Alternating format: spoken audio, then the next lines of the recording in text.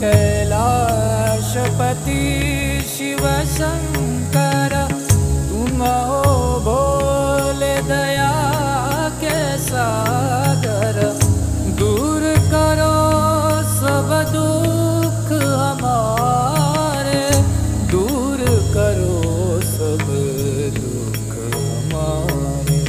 शंभो शंकर नमः शिवाय, गिरिजा शंकर नमः शिवाय।